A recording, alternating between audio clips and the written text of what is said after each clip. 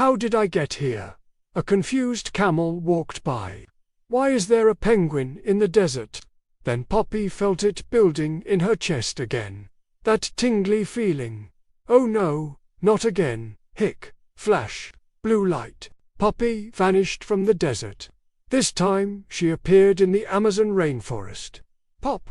She landed on a tree branch next to a parrot.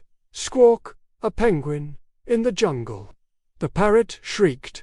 Poppy was soaking wet from humidity. This is the opposite of Antarctica. Monkeys gathered around, confused. How did you get here, little penguin? I don't know. I just keep hiccuping. And flash, gone again. This time she appeared underwater in the Great Barrier Reef. Pop, she was swimming with tropical fish.